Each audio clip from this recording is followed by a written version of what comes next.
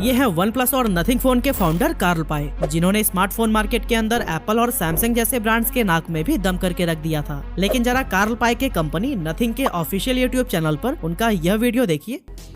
I think if you want one of the best high-end smartphones on the market today, that is the iPhone 14 Pro. I'm a fan. Basically Carl Pei iPhone 14 Pro को market में available one of the best smartphone बता रहे हैं, पर एक rival company का मालिक iPhone को बेस्ट क्यों बता रहा है? तो बस यहीं से शुरू हो जाती है कार्ल पाई के मार्केटिंग जीनियस बनने की कहानी।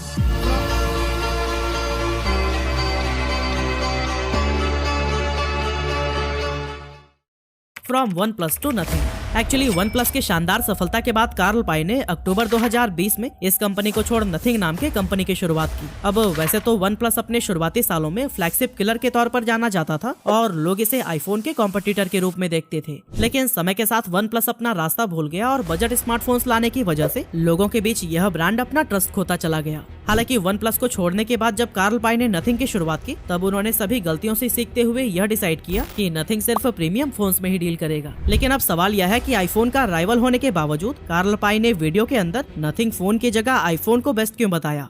Karl Pei iPhone 14 pro review.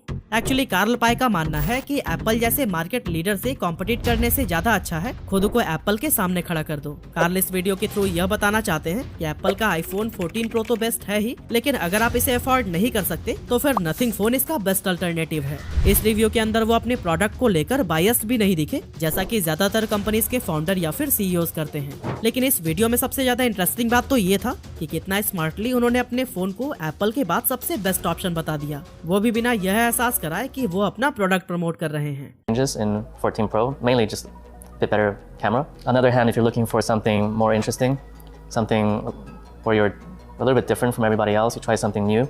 And if you want to support a small team that's trying to do something really ambitious, consider the Nothing Phone 1. It's also at less than half the price of the iPhone. Carl Pei की यही सबसे बड़ी खासियत है कि लोगों के मन में वो ऐसा साइकोलॉजिकल इफेक्ट या फिर यूं कह लें कि इल्यूजन क्रिएट करते हैं कि लोगों के पास उस प्रोडक्ट की तरफ अट्रैक्ट न होने का कोई ऑप्शन ही नहीं बचता।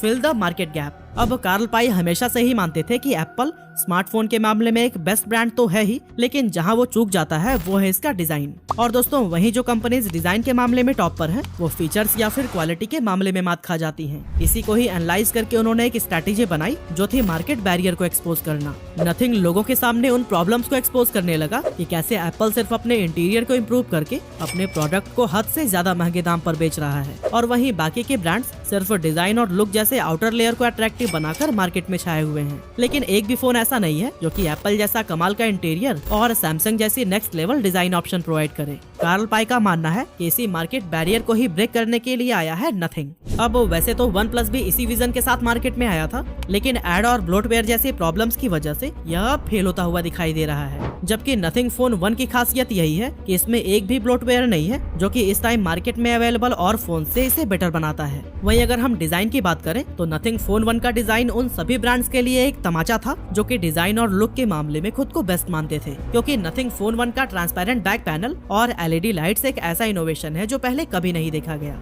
वीडियो में हम आगे देखेंगे कि किन किन जीनियस मार्केटिंग स्ट्रेटजीज को यूज करके कार्ल पाई नथिंग फोन को प्रमोट कर रहे हैं। लेकिन उससे पहले अगर आप भी मार्केटिंग एक्सपर्ट बनना चाहते हैं तो मेरा अपना फेवरेट मार्केटिंग की ABCD नाम के इस ऑडियो बुक को कुकू FM पर जरूर सुनिएगा। इस बुक के अंदर आपको need of marketing, core concept और ब्रांडिंग की तरह कुल 16 चैप्टर्स मिल जाएंगे। और सिर्फ यही नहीं, कुकू FM जो India's leading audio show platform है, इस पर 15 लाख से भी ज्यादा एक्टिव हिंदी पेड सब्सक्राइबर्स हैं और यहाँ 4200 घंटे से भी ज्यादा के कंटेंट हर महीने ऐड किए जा रहे हैं। तो फिर देर किस बात की, नीचे डिस्क्रिप्शन और कमेंट बॉक्स में लिंक अवेलेबल है, वहां से जाइए और मेरा कूपन कोड LH50 यूज करिए। ऐसा करने से आपको फर्स्ट मंथ का सब्सक्रिप्शन 50% डिस्काउंट पर यानी कि 99 की जगह सिर्फ 49 रुपए में मिल जाएगा।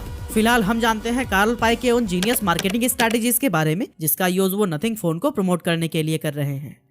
Number 1, creating hype. Actually Carl Pei के कमाल की स्ट्रैटेजी में से एक ये भी है कि फोन लॉन्च होने से पहले ही वो उसके मैन्युफैक्चरिंग टीम को एक साथ लेकर आते हैं, जो आपको बताते हैं कि आखिर यह फोन मार्केट में अवेलेबल और फोन्स के मुकाबले स्पेशल कैसे है और इसमें कौन कौन से यूनिक फीचर्स ऐड किए हुए हैं। कंपनी अपनी मैन्युफैक्चरिंग यूनिट दिखाती है कि ओवरऑल नथिंग फोन किस तरह से मैन्युफैक्चर होता है, और ऐसे स्टेप्स लोगों के बीच कुछ ऐसा हाइप क्रिएट कर देते हैं कि फोन मार्केट में आने से पहले ही लोगों के दिलों में बस जाता है। Number 2, pre order pass. लंबे इंतजार के बाद जब नथिंग अपना फोन लॉन्च करता है तो उसे सिर्फ वही लोग खरीद सकते हैं जिनके पास प्री ऑर्डर पास हो, और ये पास कंपनी सिर्फ अपने प्राइवेट कम्युनिटी मेंबर्स को ही देती है। ऐसे में बाकी लोग जिनके पास अवेलेबल नहीं है, उनके मन में फियर ऑफ मिसिंग आउट की फीलिंग आने लगती है, और इस फीलिंग के साथ आता है तनाव, डिससेटिस्फेक्शन, डिप्रेशन और स्ट्रेस कि कुछ लोग मुझसे ज्यादा बेटर चीजें अचीव कर रहे हैं पर मेरे पास तो वो अपॉर्चुनिटीज ही नहीं है। हालांकि कंपनी ने नथिंग फोन 1 के लिए कुछ समय के बाद ही प्री ऑर्डर पास वाला सिस्टम हटा दिया था, पर ये भी उनकी स्ट्रेटेजी ही थी कि पहले लोगों के मन में खोने का डर पैदा करो और फिर उसे प्रोडक्ट पकड़ाओ ताकि उसकी वैल्यू और भी ज्यादा बढ़ जाए।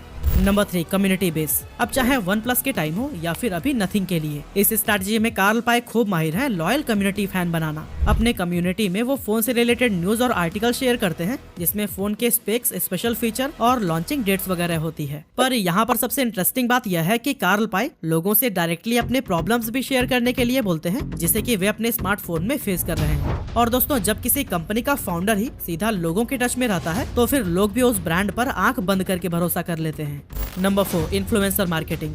दोस्तों, नथिंग इन्फ्लुएंसर मार्केटिंग का भी बहुत स्मार्टली इस्तेमाल कर रहा है, और अगर आप इंडिया में गौर करेंगे तो युवराज सिंह, करण जौहर, रणवीर इलाहाबादिया और जसलीन रॉयल जैसे सेलिब्रिटीज इसके इन्वेस्टर बन चुके हैं। अब इनका कंपनी से जुड़े होना ही इंडियन कंज्यूमर्स के बीच हाइप क्रिएट करने के लिए काफी है। इसके अलावा टेक गुरुज और बड़े इन्फ्लुएंसर से अपने फोन को स्मार्टली प्रमोट करवाना भी कार्ल पाई के शानदार स्ट्रेटेजीज में से एक है। लेकिन यहाँ नोट करने वाली बात तो ये है कि सिर्फ हाइप की वजह से कोई भी ब्रांड सक्सेसफुल नहीं हो सकता, बल्कि फोन की क्वालिटी और लुक्स भी बहुत मैटर करता है, और नथिंग फोन में ये सब कुछ देखने को मिलता है। Number 5, most awaited nothing phone 2। फिलहाल कंपनी नथिंग फोन 2 को लॉन्च करने की तैयारी में लगी हुई है, जिसका लुक तो अभी रिवील नहीं हुआ है, पर उनका कहना है कि ये दुनिया का पहला फोन है जिसे कि रिसाइकल्ड मटेरियल से बनाया जा रहा है। इस फोन को बनाने में 100% रिसाइकल्ड एल्यूमिनियम, कॉपर, टीन और 90% रिसाइकल्ड स्टील एंड 80% प्लास्टिक का इस्तेमाल किया जा रहा है। अब आपको न्यूज में ऑफिशियली फोन रिलेटेड सिर्फ यही इन्फॉर्मेशन मिलेगी, क्योंकि ना तो स्पेक्स बताए गए हैं, ना लुक रिवील हुआ है, ना लॉन्च डेट या फिर प्राइस। बस फोन में क्या सबसे यूनिक होने वाला है जो आज तक किसी ने नहीं किया, ये बताकर एक हाइप क्रिएट करने की कोशिश की जा रही है। Conclusion, OnePlus is sinking and nothing is rising. दोस्तों, OnePlus ने रिसेंटली Nord CE 3 फोन को लॉन्च किया है, जिसके कैमरा क्वालिटी को लेकर उन्हें खूब गालियां पड़ी हैं। अब Nord CE 2 के फैन बेस तो अभी भी आपको देखने को मिल जाएंगे, लेकिन Nord CE 3 को जिसने भी खरीदा है उनमें कैमरा या कुछ और भी बातों को लेकर डिसअपॉइंटमेंट देखी जा सकती है। इन सभी बातों से यह क्लियर है कि OnePlus अपनी ब्रांड रेपुटेशन लूज करने पर तुली है और इनोवेशन से दूर होती जा रही है, जबकि on the other hand nothing अपने फोन में कुछ ऐसा लाने की ट्राई कर रहा है जो किसी ने कभी ना किया हो। तो दोस्तों, इससे साफ है कि अगर OnePlus ऐसे ही इनोवेशन से दूर होकर शांत बैठा रहा तो नथिंग इसकी नैया डुबोते देर नहीं लगाएगा। यानी कि आज OnePlus के फाउंडर कार्ल पाई खुद ही अपनी एक्स कंपनी के लिए सबसे बड़ा खतरा बन गए हैं। वैसे आपको क्या लगता है, नथिंग जो है वो एप्पल, OnePlus और सैमसंग जैसे ब्रांड्स के सामने टिक पाएगा? अपना ओपिनियन हमें जरूर कमेंट करिएगा।